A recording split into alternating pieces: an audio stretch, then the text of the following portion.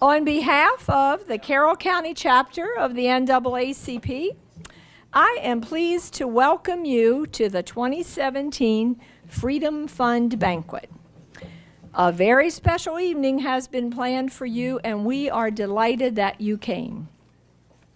With your presence here tonight, you are supporting an organization with a rich history of equality for all. In 1909, the NAACP began its legacy of fighting legal battles to win social justice for African Americans and for all Americans. Under the leadership of Special Counsel Thurgood Marshall, many cases were won, such as striking down a state law that enforced segregation on interstate buses and trains, and ending the enforcement of racially restrictive covenants that barred blacks from purchasing homes. One of the NAACP's greatest legal victories occurred in 1954 when Marshall and a team of NAACP attorneys won Brown versus Board of Education, declaring that segregation in public education was unconstitutional. According to the NAACP website, quote, "The Brown decision inspired the marches and demonstrations of the civil rights movement of the 1950s and 1960s. These widespread protests ultimately led to the enactment of the Civil Rights Act of 1964, the Voting Rights Act of 1965, and the Fair Housing Act of 1968. Cases were filed that successfully challenged discrimination in public accommodations, housing, employment, and voting. Today, NAACP attorneys are still challenging racial discrimination, disparities in economics, healthcare, education, voter empowerment, and the criminal justice system. The NAACP will remain vigilant in its mission until the promise of America is made real for all Americans," unquote. On a local level, I believe that the best way to be more aware of justice issues is to be a part of our Carroll County NAACP chapter. If you know of a situation or are personally a victim of racial injustice, contact the NAACP. If you want to find ways to understand and deal with issues such as white supremacy, get involved with the NAACP. Once again, thanks for spending this special evening with the Carroll County NAACP. And I would now like to introduce you to our Master of Ceremonies for the evening, Dr. Richard Smith, Associate Professor of Sociology at McDaniel College.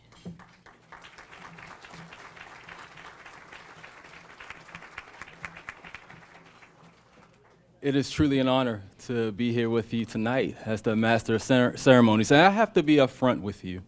I'm kind of new to this. You know, I had to look it up. You know, as an intellectual, what we do when we don't know what to do, we Google it. So when I Googled Master of Ceremony or what should I do, number one thing that came up was you have to be funny. Number two was if you're not funny, then don't try to be funny. Number three was that you have to be witty. And number four, guess what? If you're not witty, don't try to be witty. So I said, so at that point, I shut down the computer and I said, I am so confused right now. I'm gonna just go up and do something. So I am delighted to be with you tonight. And I'm gonna ask if you could please stand as we do the Pledge of Allegiance, as well as the National Anthem.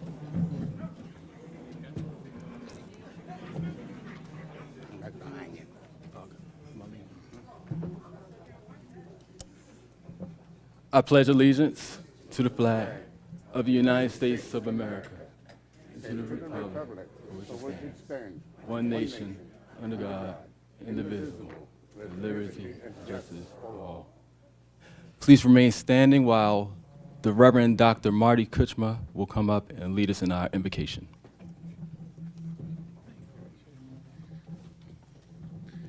And I'm going to ask you to sit down. I pray long, so.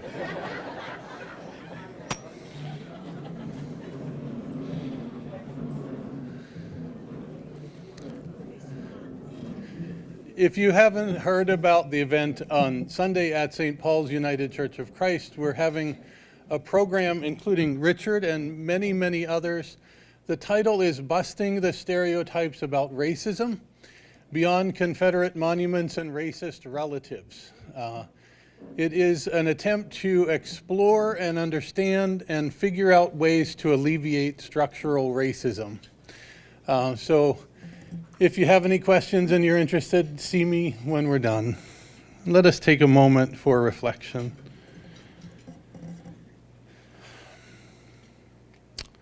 Great Spirit, we are altogether characters in a grand story that began long before we got here, that will continue long after we're gone.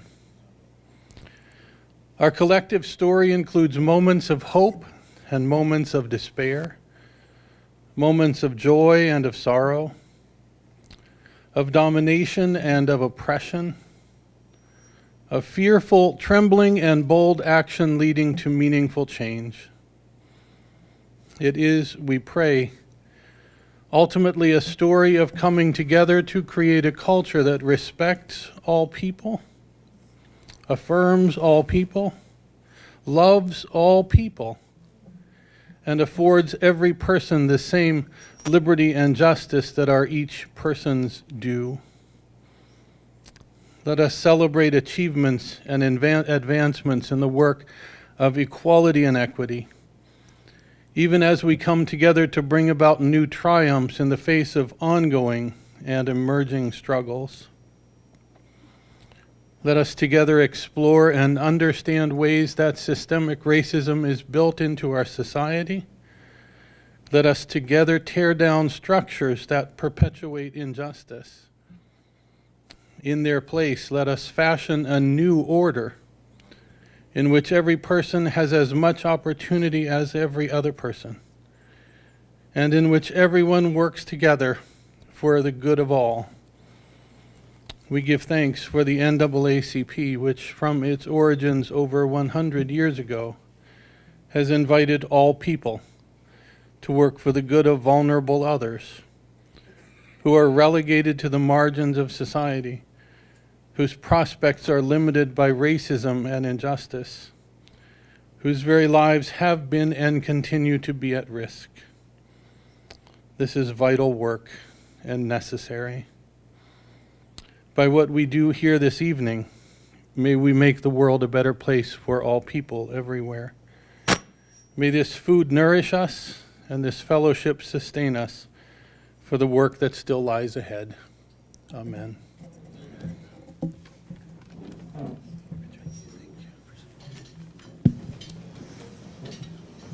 Let us now be inspired by a musical selection by Miss Dawn Briscoe.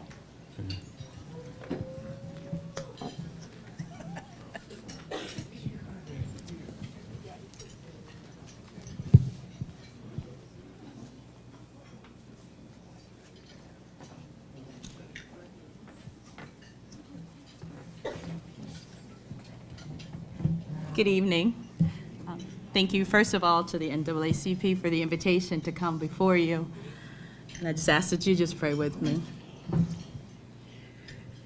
Give us this day our daily bread. You said you would supply all our needs according to your riches. I have earth to ask, and I shall receive.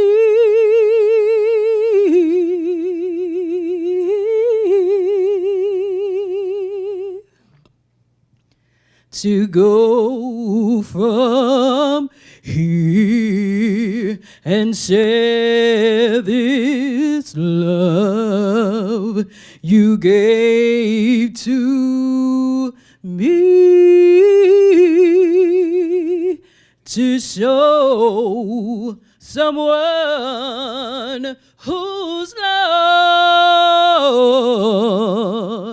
and help them find their way, the way to truth and faith, so they can be free like me, free like me. Lord, we need your love. Lord, we need your peace. Lord, we need your joy this day.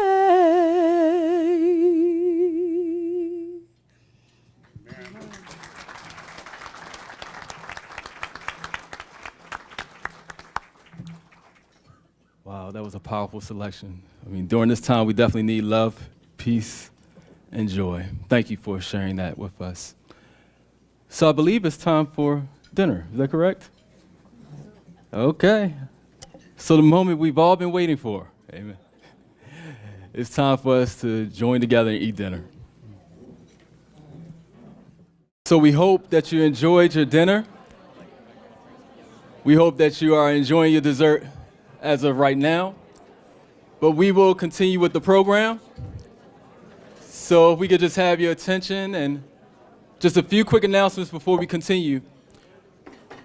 We have 4 authors that have brought their books. We would like you, before you leave, to stop by and look at their books and even talk to them about what they have written.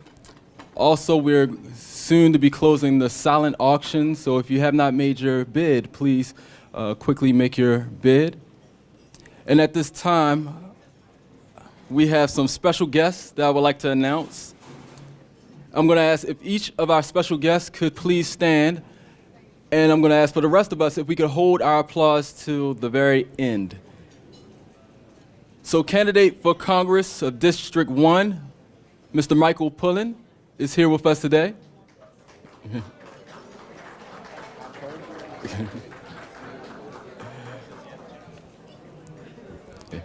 Representative for Sheriff DeWeese is Major Richard Hart is here with us today.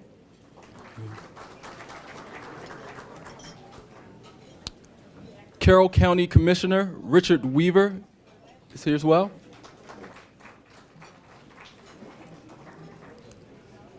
Chair of the Republican Central Committee, David Jones, is with us tonight.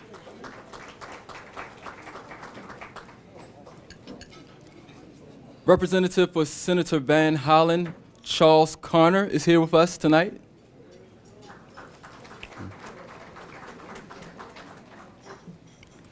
Maryland State Delegate Haven Shoemaker is here tonight as well.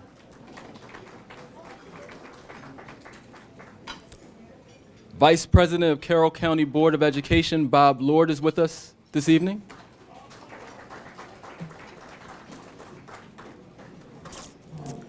And finally, Chair of the Carroll County Democratic Central Committee, Don West, is here as well.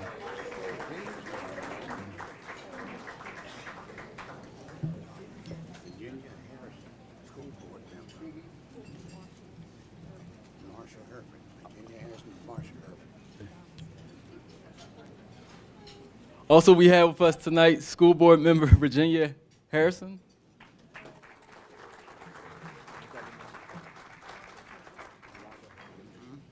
As well as Marsha Herbert.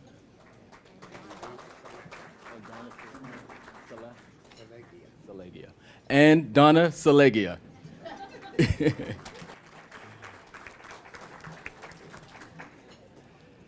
At this time, I'm going to turn it over to Maryland State President of the NAACP, Mr. Gerald Stansberry. Good afternoon, good afternoon, good afternoon. Wasn't that a good meal? Let's give it up for the cook and the chef and everyone. All right, great. Again, my name is Gerald Stansberry. I am going to be brief because I can't wait to hear the major, and I want to know you all probably waiting for that dessert too. So that's the treat that we're going to have this evening.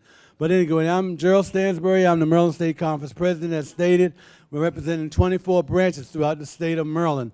And right now, we're so proud that our youth chapters are growing, especially in this time where you see the climate has changed, where it's very important to understand what it means when we say, we the people. All right, we the people. And I look out and I see so much diversity in this room. That's what America is all about, the diversity. That's what Carroll County is all about, the diversity. And each one of us that have a grandchild or a daughter or a son or a nephew or a cousin that's coming up in today's world, we need to let them know that this is what we stand for. No one can change that. We are together. We are the people, and every one of us count, and everyone have a place in this society. So we want to make sure we pass that message along to our children. Thank you so much. Again, enjoy the rest of the evening. I just got to add one last thing to Jean Lewis and her husband and the executive committee. These two people have worked hard for a long time, and they have done a great job in Carroll County. So would you all stand at this point and give them a real well-deserved round of applause. So I thank you so much again for your services.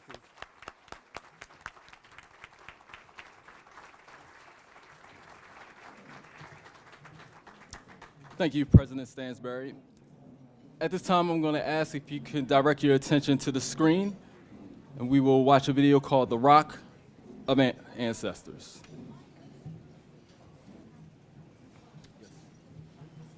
To me, this church is a shining light, a beacon on the hill. It's really a sense of wholeness and a community is what happens with these churches. Their stories are what make us who we are. Out of here, I was knowledgeable because I listened. Oh, that wooden church out on a hill.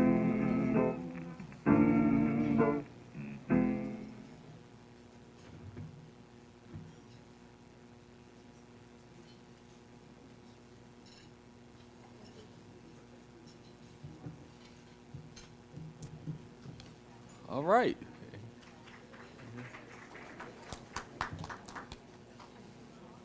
We made a minor mistake, well, really major mistake, I'll say it. I'll take the blame for this one. We have with us tonight the Superintendent of Carroll County Schools, Dr. Steve Guthrie.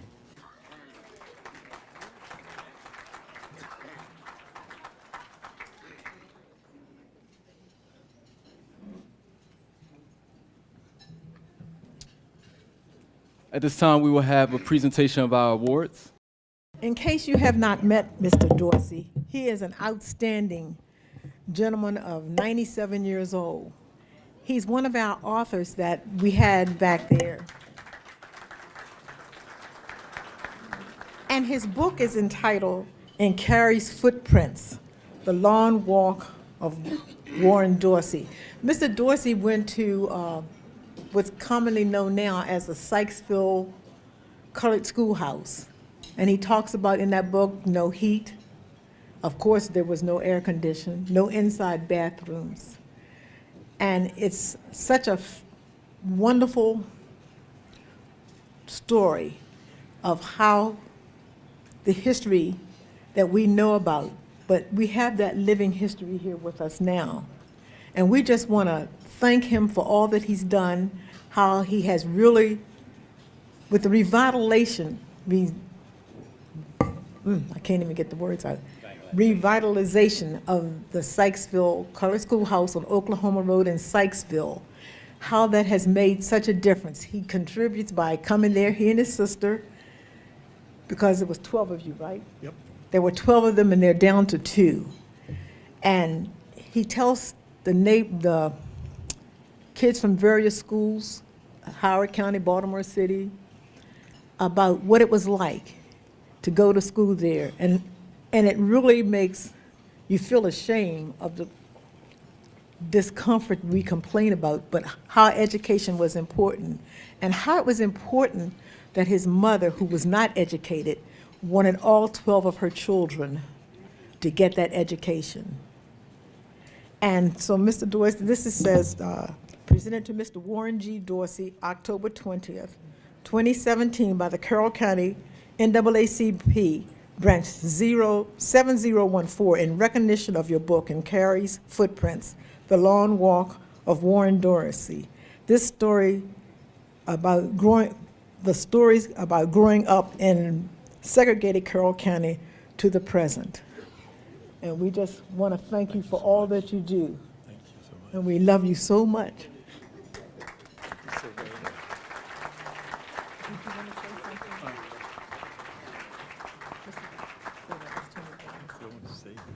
No, I'll take too long.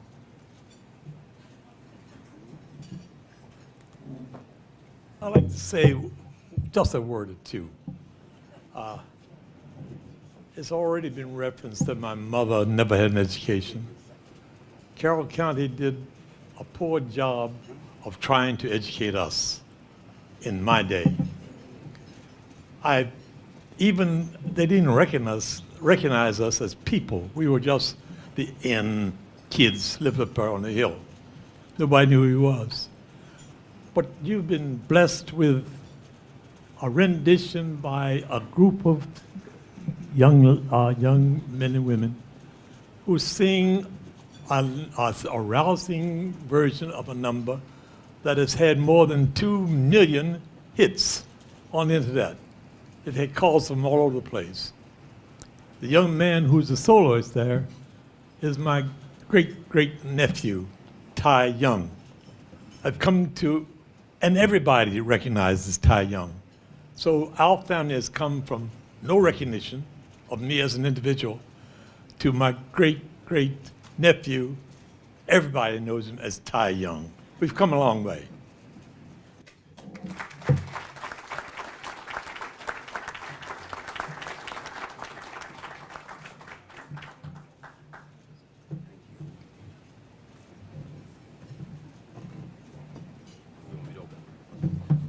While Mr. Dorsey is walking back to his seat, on November the 2nd at the Carroll County Public Library at 7 p.m., Mr. Dorsey is going to be there, and what we've been doing as a county is doing a Carroll One book, and his book will be featured there, and we would really, really love for you to come and be a part of that evening. Thank you.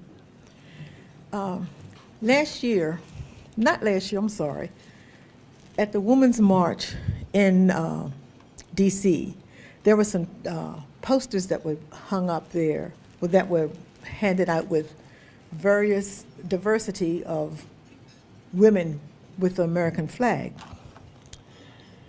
So one of the teachers, the assistant principal, went in the classrooms and took the posters down, and it caused some controversy. So someone was concerned that they weren't able to express their rights as citizens. So this individual did a GoFundMe page and raised funds.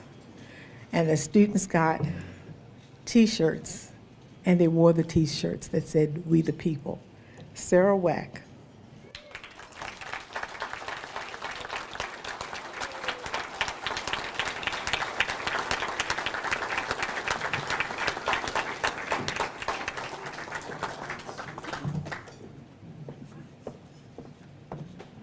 got you, huh? All movements are started with young people. The civil rights movement, those people were 17, 18, 19-year-old young people because they didn't want to take what was being done. They were sick and tired and being sick and tired. So they rode the buses, not the back of the bus, and they decided we're not going to do that. In addition, we're going to do something different. So I'm very proud to be giving this presentation because we like rebels. We like people that are going to stand for something. My grandmother used to say, if you don't stand for something, you're going to fall for something. So we have a young lady who's not going to fall for something. And this says, presented to Sarah Wack, October 20th, 2017, by the Carroll County NAACP, Branch 7014. Change begins with our youth. We recognize you for stepping forward to speak, giving voices to our youth. We the people.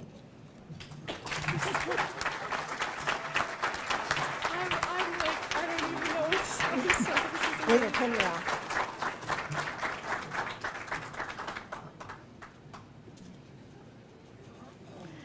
Thank you so much. I don't even know what to.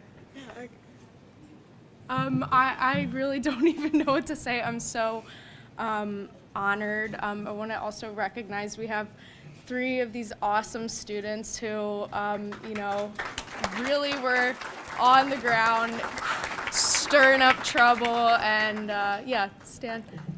So it's Sam Schoberg, Jeffrey Wack, and Sheena Patel. They're awesome, they're rock stars, and they're gonna do awesome things. Now, Sarah is surprised because she thought we were honoring her dad. Yeah, probably. Was the roost that they got her here on. But this is amazing. Thank you so much. Oh, you're quite welcome. Thank you. Thank you. Good evening, everyone. I must reiterate what has already been said, and that is, I am delighted to see so many of you in the audience tonight. I am elated to see or to witness the diversity in this room. This is a testament to how the world should be acting right now. And unfortunately,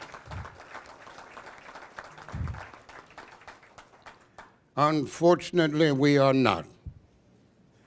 We are, whether anyone else recognizes it or not, we are a shining example of unity, peace, and love. And I want to thank you all for being a part of that this evening.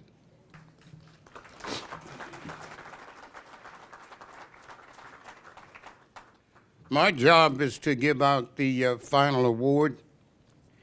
And I must say before I start that I have been warned by my granddaughter, who is here, and I don't mess with her because she's a part of one of the top-notch legal teams in the country.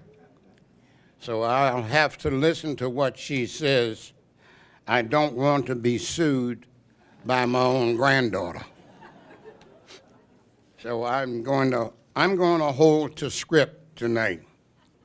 It is my job to talk about a gentleman that I grew up with.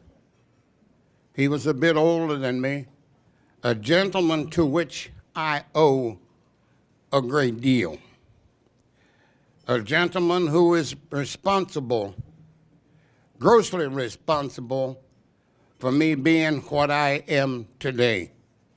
He is also grossly responsible for the success of a lot of people from my era. Tonight we want to give this young man an award. Even though he has passed on, we want his words, his works, and his good deeds to live on. You know, when we decide to give someone an award, It is not that we're looking for something to do, or it's not that we're looking for someone to give an award to. It is that we want to take these people who have made a significant contribution to this society, to this county, to the people of this county. We want to put these people, we want their names to go down on the roll. We want their names to go down in history. We want people 100 years from now to look back on the history project. And when they see the name of various individuals, they can say, well, he or she contributed this, or they contributed that. Important part is that they contributed something, that they gave enough. As the old saying goes, the body you may kill, but the truth abideth still. And so be it with this gentleman that we are about to honor tonight. And his name is George Howard Collins. He was known by his family and friends. Nickname was Toots, Big George. Now, he was also known as the Gentle Giant, a nickname given to him by the local newspaper columnist Dave Greenwald. Now, George consistently utilized his innate leadership abilities to ensure a collaborative working environment for improving the quality of life for all Carroll County citizens. These fundamental attributes validated his agenda to serve as an agent of change for all in Carroll County. George was born in Carroll County on February the 2nd of 1930 to Howard and Gladys Collins. Now, someone said when you do this, we don't necessarily want to make it sound like an obituary. But you know what? If that's what it takes to tell the story, then that's what we'll do. He was born in 1930 to Howard and Gladys Collins.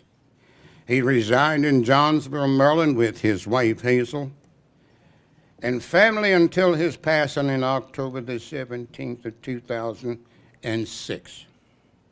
He was educated in Carroll County Public Schools at Robin Moten School, referred to as Robin Moten High School.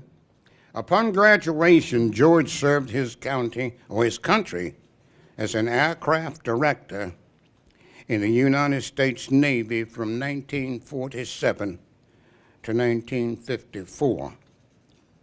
After being discharged from the Navy, George began a career in construction as a brick mason.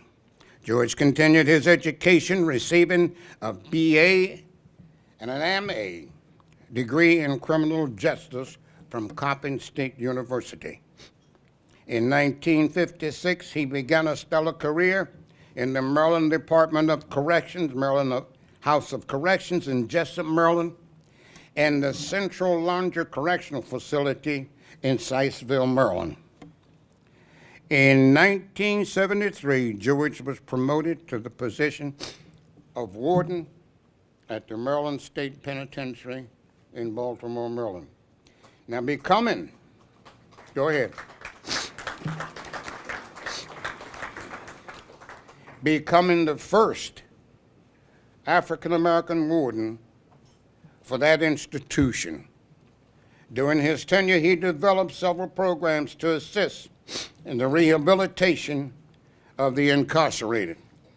In 1983, he served as a warden at the pre-release unit until his retirement from the Maryland Department of Public Safety and Correctional Services.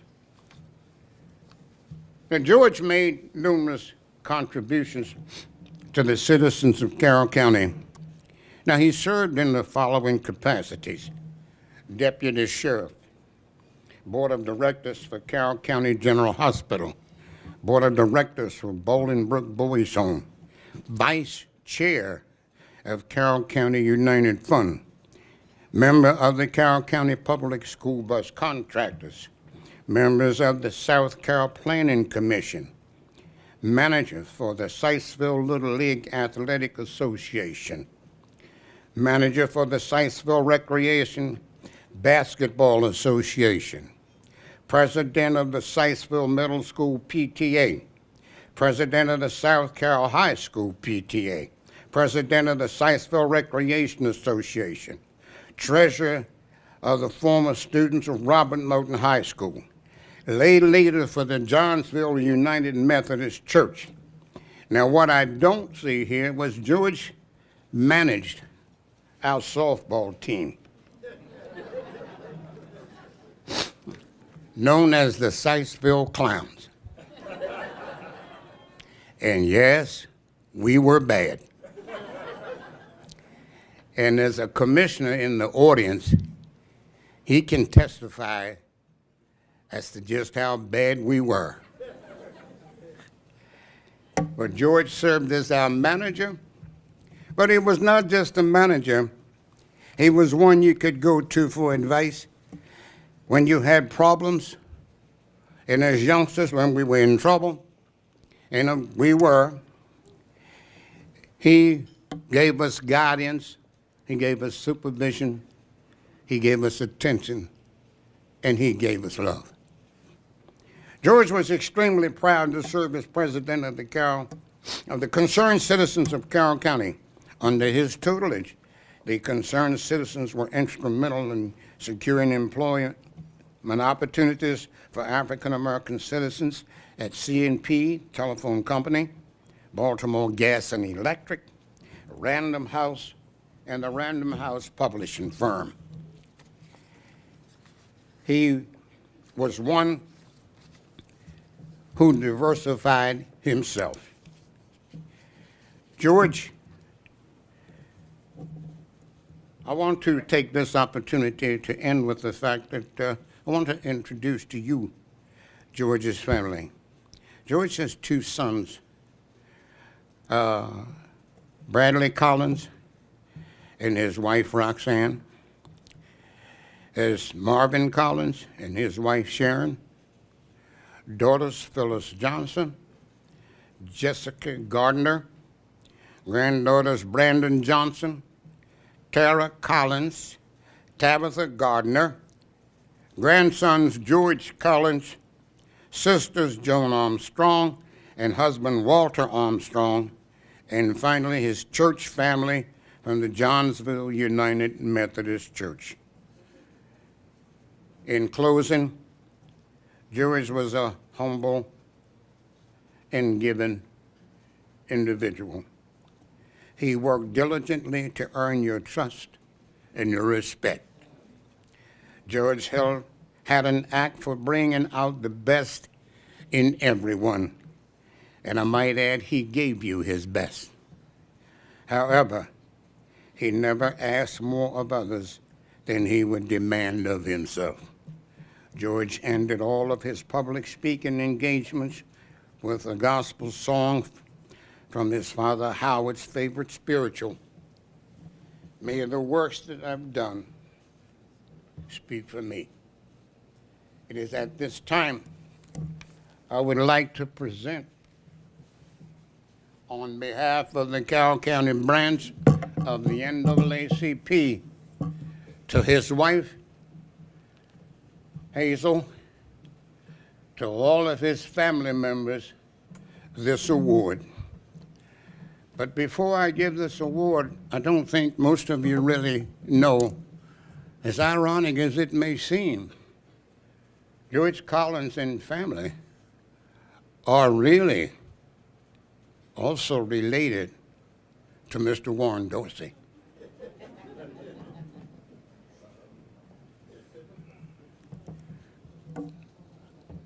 Ironic but true. Mr. George Howard Collins, October the 20th, 2017, by the Carroll County branch of the NAACP, that's branch 7014, in recognition of his lifetime of commitment to family, friends, and improving lives of the African American community. It gives me great pleasure to present this award, and we're going to take this down and give it to his wife, so bear with us.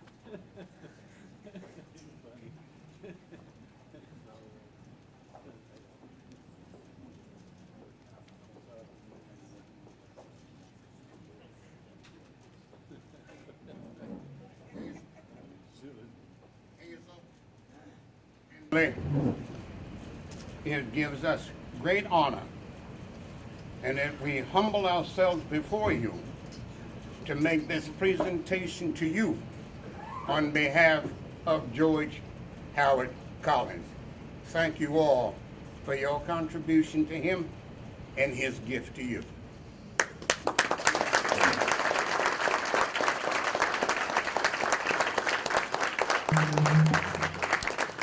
I don't know about you, but I'm truly humbled right now as to think 230 years ago, words were ratified that started out "we the people." And it did not include all of us people. But throughout the years, people have fought to get included as part of that "we." And the people that were honored tonight are still fighting and still showing that we are included in the people that was talked about 230 years ago. So what a great honor to be amongst all of you, but be amongst the award winners and the family of the award winners as well. At this time, I'd like to have Charles Harrison to come up to introduce our guest speaker. Thank you. Good evening, Madam President and honored guests at the dais. It gives me great pleasure to be here with you all this fine evening. You know, I spent several years as the vice president of NOBLE, the Baltimore chapter, which is the National Organization of Black Law Enforcement Executives. And it was there I come to realize the awesome responsibility that we as a community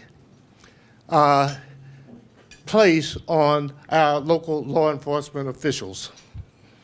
It's just tremendous. And the NAACP, in its role as keeper of goodwill and conscience for the community, take great pride in being timely, significant, and having an impact in presenting to the community issues that impact. And so our keynote speaker for this evening is really timely in a time where the relationship between the community and the law enforcement elements maybe isn't what it should be. Maybe it's a misperception. Maybe it's a lack of communication, but at any rate, we need to learn more about these folks. So we're very pleased to have a prominent guest here.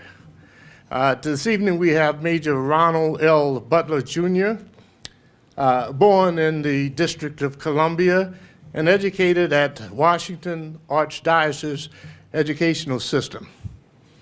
He graduated from Macklin Catholic High School in 1988. Maybe he needed that structure and that discipline. I'm just saying. But it turned out to be a good thing. He also attended Howard University, at least until he saw the light and decided to pursue a career obligation and a career desire to serve the community. And he joined the Maryland State Police. He was a member of the 105th Police Academy class and was assigned to the Leonardstown Barracks in St. Mary's County. That would have had to have been a unique experience.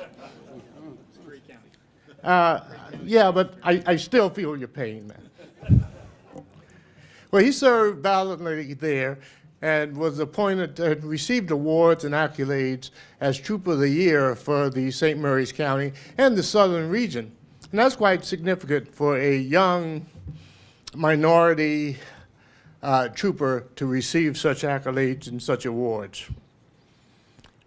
He also worked on the superintendent's staff in the Office of Fair Practices and was also a member of the Maryland State Police Support Services Bureau.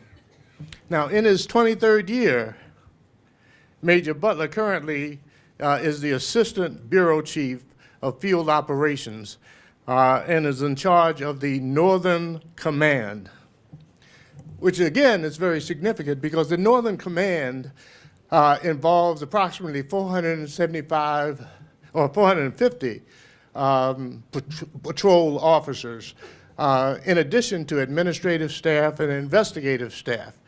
It's responsible for personnel assigned to 10 barracks over 9 counties, starting with Allegheny County, Baltimore County, Carroll County, Cecil County, Frederick County, Garrett County, Harford County, Howard County, and our far western neighbors, Washington County. To this date, I don't believe any of those counties have seceded from the state. Have they? So, good. That's a testament to the job he's doing. But Major Butler also participates in department and interagency committees as a member of the Bias-Based Policing Review Committee, making recommendations for change in policy, in policing policy and training. He also serves on the superintendent's, as the superintendent's representative on the Governor's Justice Reinvestment Act Council and sits on its award committee. You know, to be involved in training and policing policies in and of itself is a significant achievement. Major Butler holds a BS degree and an MS degree in organizational leadership from the Johns Hopkins University Public Leadership Program. He is also a graduate of Northwestern University School of Police Staff and Command, concentrating again in teaching, training, development of policing standards, and those type of standards is what is questioned by the community each and every day. Are they interacting effectively with our community? Are they doing what the community asks? Are they establishing a rapport and a relationship with the general community? Hopefully this evening, and I'm sure he will, Major Butler is going to enlighten us on some of those issues and give his perspective. So let's give a NAACP in Carroll County welcome to Major Butler.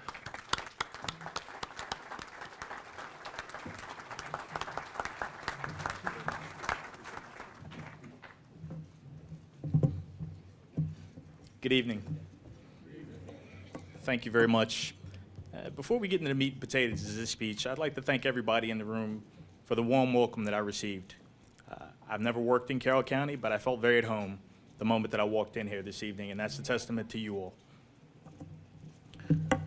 President Lewis, distinguished guests, thank you for the opportunity to be here this evening. I hope within the next few minutes to share with you the Maryland State Police's commitment to serving and protecting the people of Maryland.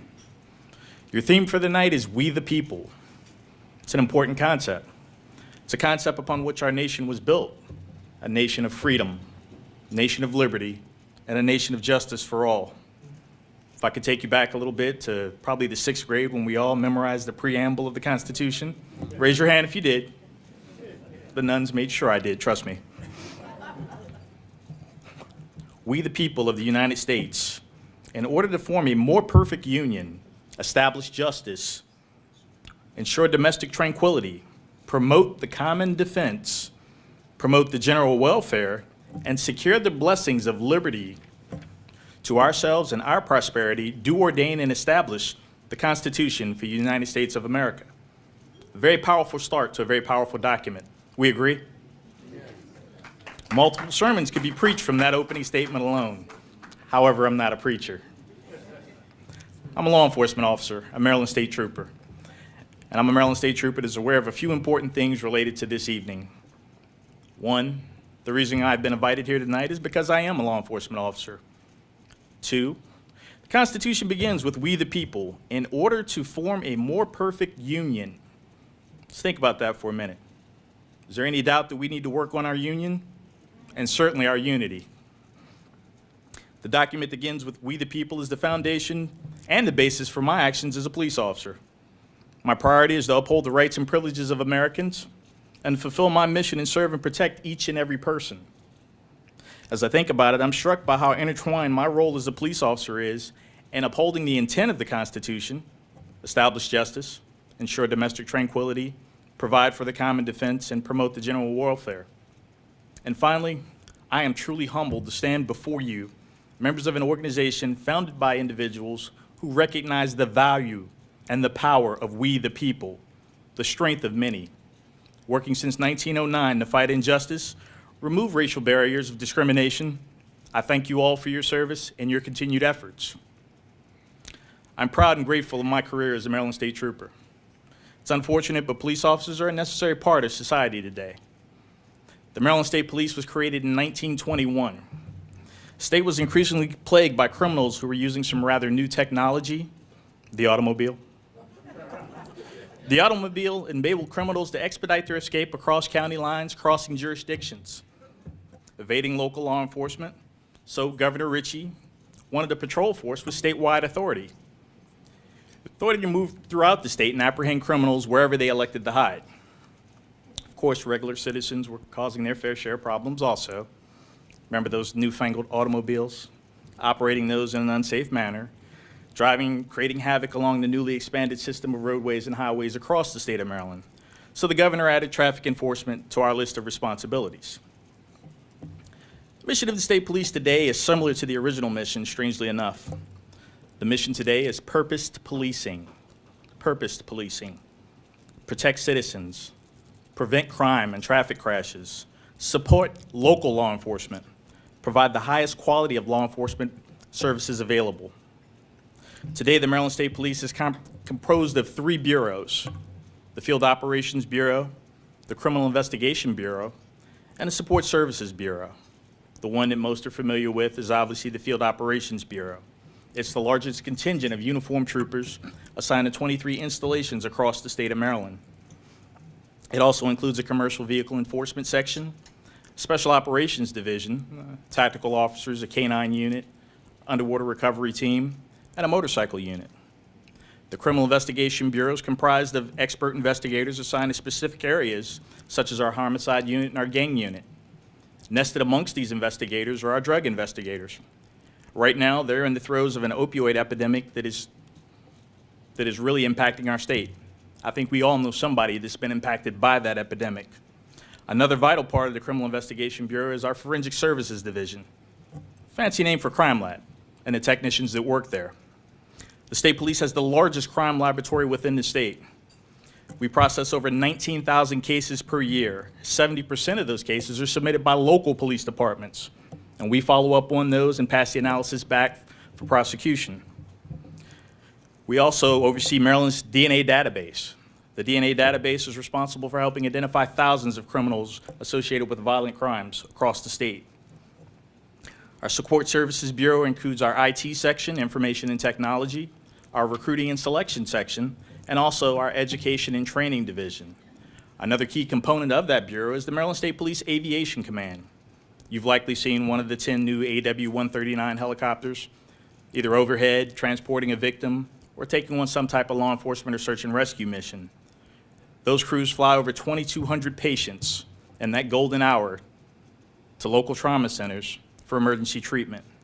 In addition to that, they conduct over 300 search and rescue missions and another 600 missions associated with law enforcement purposes. One of the most important things about the Maryland State Police Aviation Command, we never send a bill.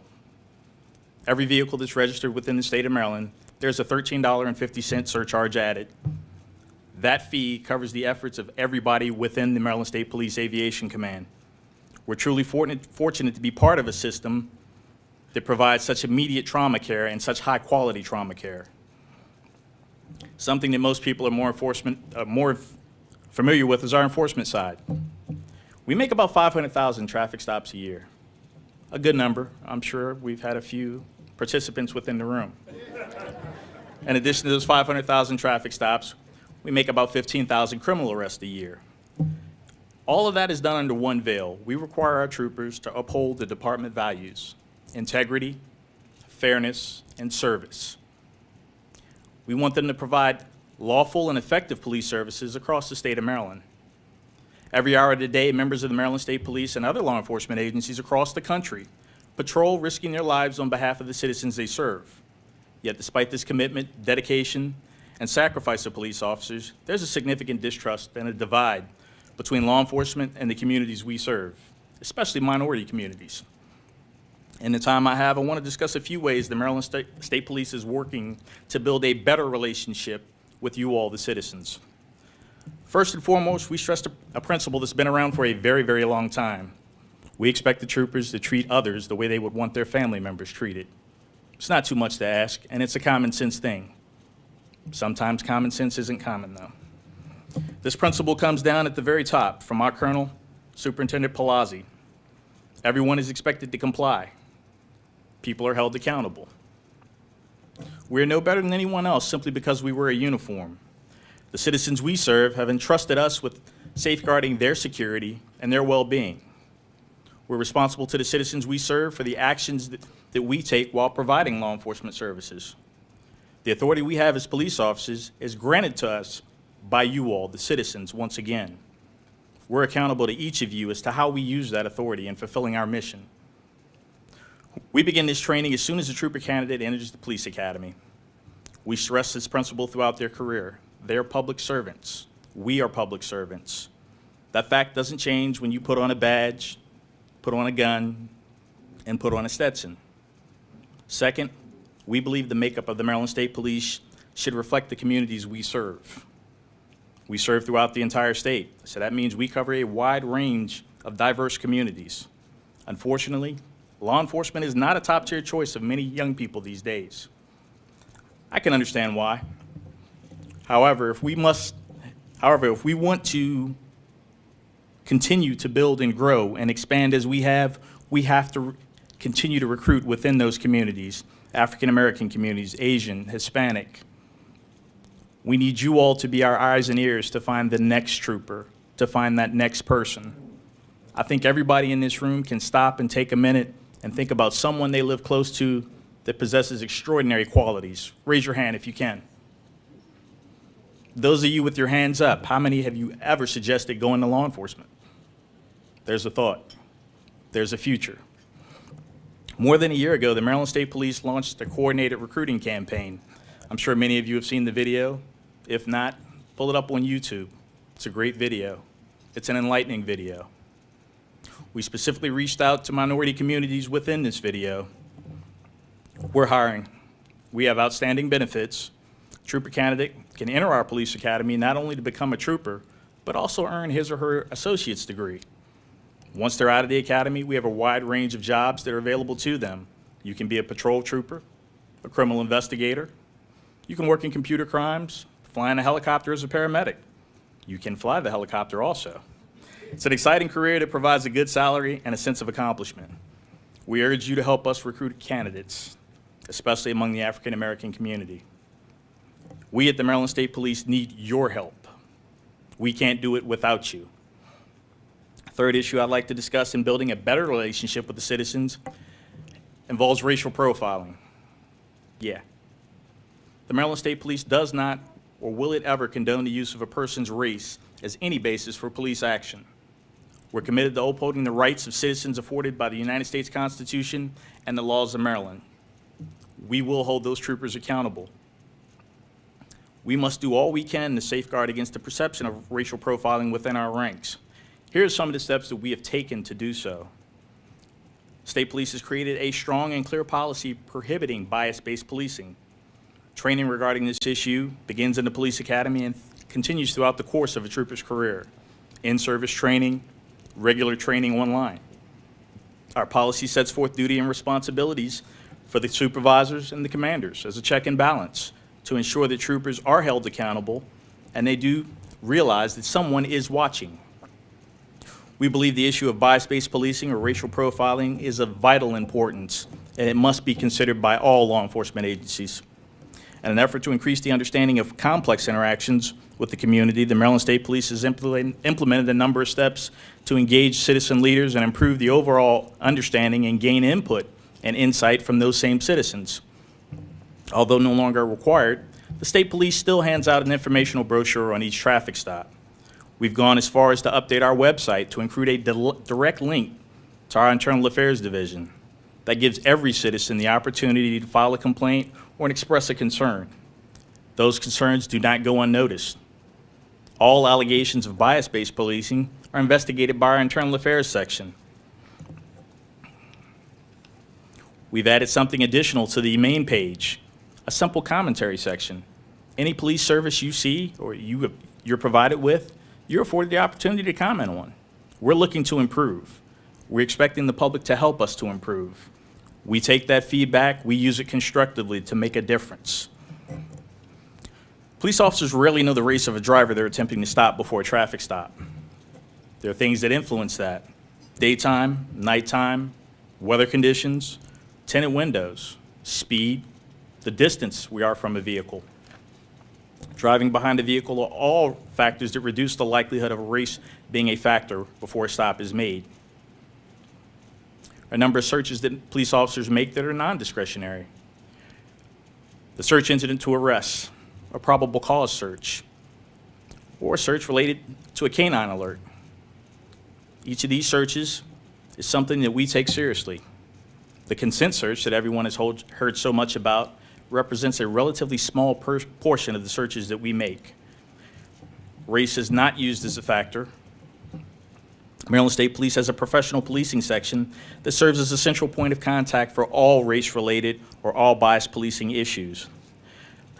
This section is responsible for researching the best practices across the nation, developing policies and procedures that promote the MSP's position and their commitment to unbiased policing. They review all traffic stop, vehicle search, criminal citation, and arrest data. They ensure that this data is forwarded to the Governor's Office of Crime Prevention and Control for analysis and also the Maryland Statistical Analysis Center.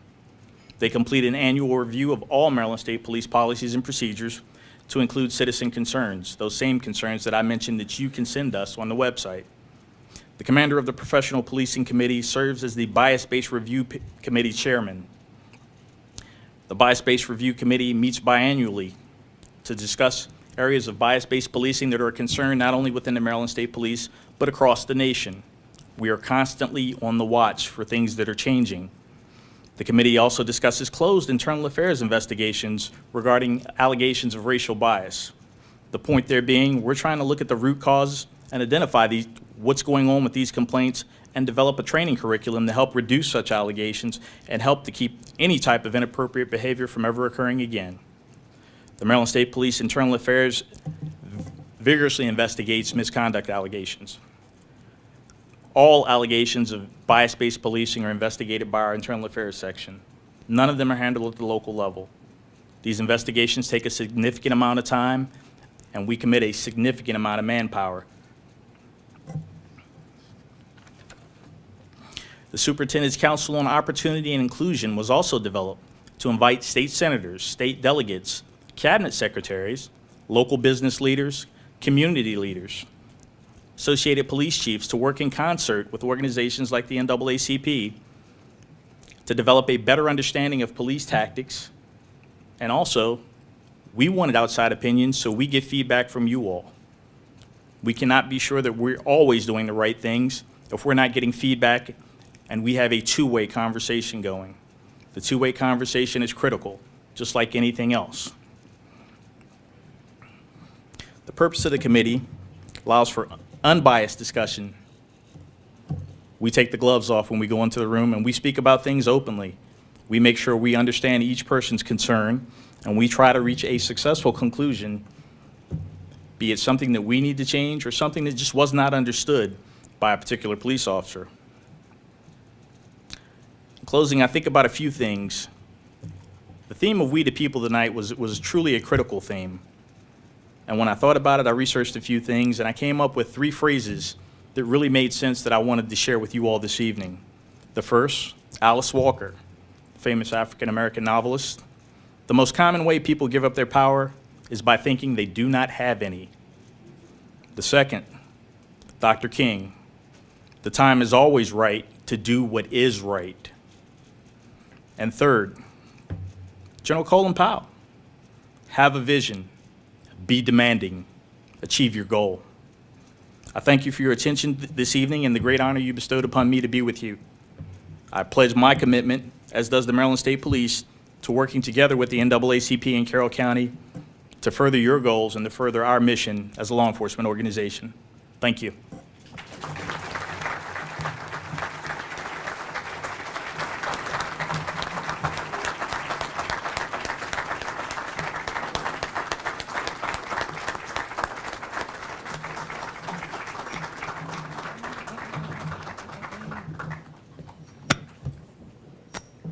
Major Butler, I just want to thank you for your very timely remarks that you made this evening and your referrals to Alice Walker and Dr. King and to General Powell. I thank you. I think we all as an audience got a better understanding what really is the goal of the Maryland State Police. And we will all try our best not to be one of your victims. I'd rather spend that $40 or $50 on a pair of shoes. Wow. This is a token from the Carroll County NAACP, and we hope you enjoy it with a glass Thank you of very, very much. hot chocolate. Thank you for having me this evening. Thank you.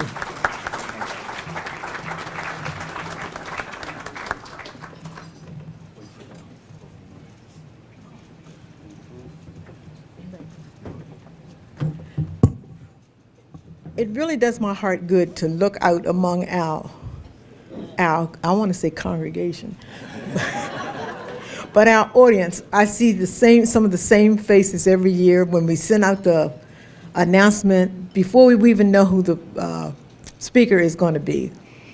We get the response from all of you that said you're going to come back with us, and we really enjoyed that. We have membership applications out there on the table. I was told today by the Education Committee that they have already put our Continuing Education Award. That information has been sent to the counselors at all the schools. So have your students apply, if they're African Americans, or you know someone who is, to apply for our scholarship. Every year we give a minimum of $1,000 to 1, 2, or 3 students. So monies that we receive from the banquets and our breakfast, we're able to pass that on to our students in Carroll County schools. And at this moment, I can't remember how many applications we've given, but of all the ones that we've given, we have not heard of any of the students who have not gone on and finished their education, which is very important. And what we need to stress also is it's not just for a 4-year college. It could be to Dr. Ball over there waving his hand. They could go to Carroll Community, or they could go further their education in a technical venue.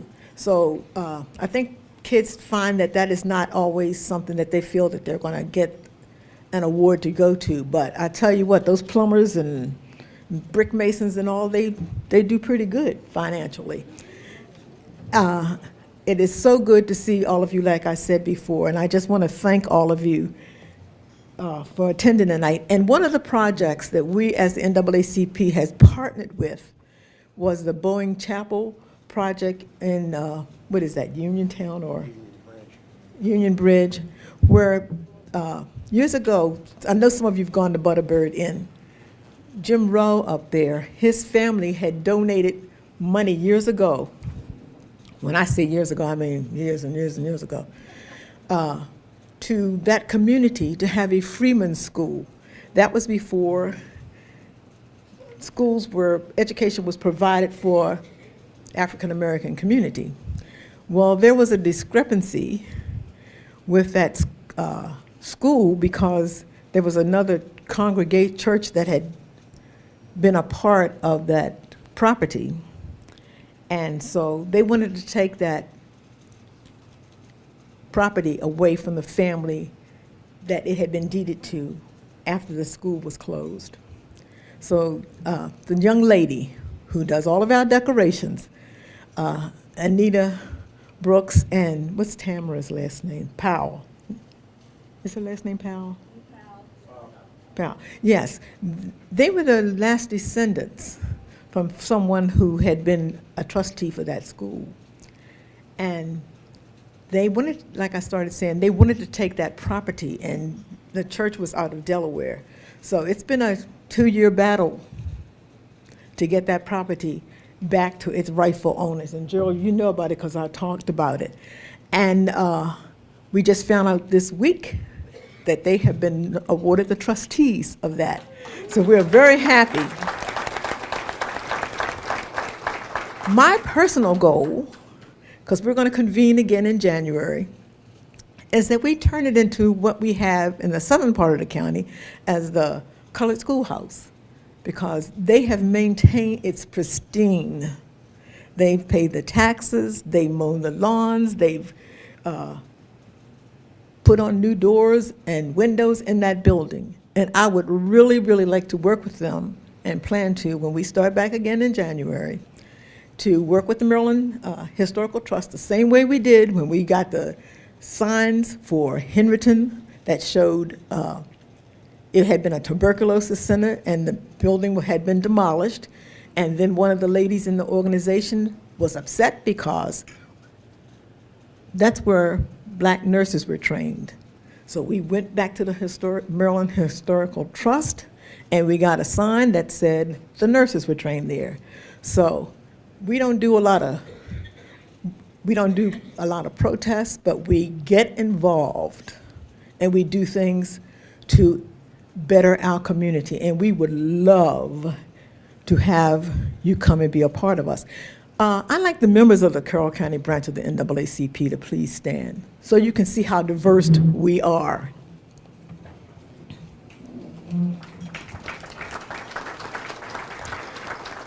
Thank you. So we have Democrats, we have Republicans, we attend both activities, and we work hand in hand.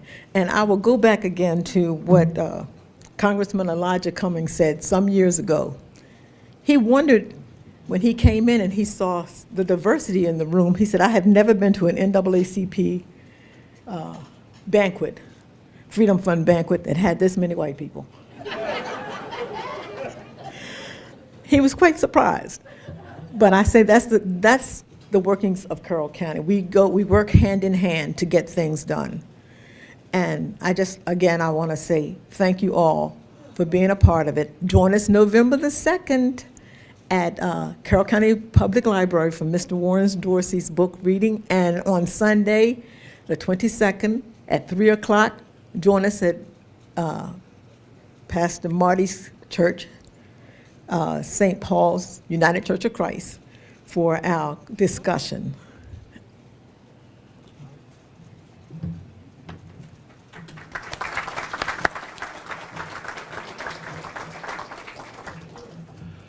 Well, at this time, we are going to conclude with a singing of Lift Every Voice and Sing.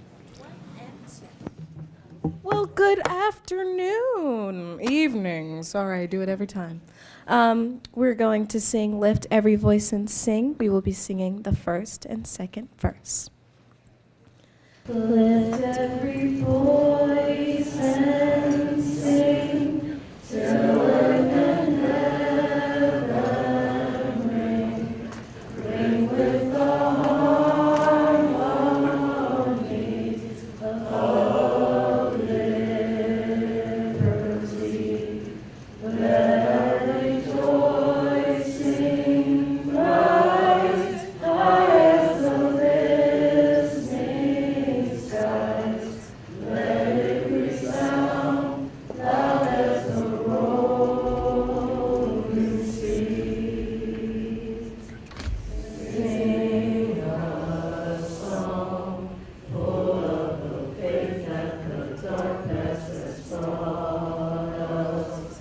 Sing a song full of the hope that the present has brought. And sing the rising sun of our new day begun. Let us march on till victory is won. Thank you. As one who is new in this community, I feel honored to not just be included, but asked to share this moment as we commend ourselves to God. Let us pray. Gracious God, we thank you for this beautiful day. Thank you for this gathering. Thank you for creating us in your image and commanded us to love you and love one another. Thank you for the words of encouragement this evening. And thank you, Lord, for the witness of the NAACP in this county and around the nation. We thank you for the work they've done and the difference that continues to be made. As we leave this place, Lord, we ask that you watch over us, protect us from any harm, and lead us safely home. And more importantly, Lord, we pray that you help us to renew our commitment to the vision of one nation under God, indivisible, with liberty and justice for all.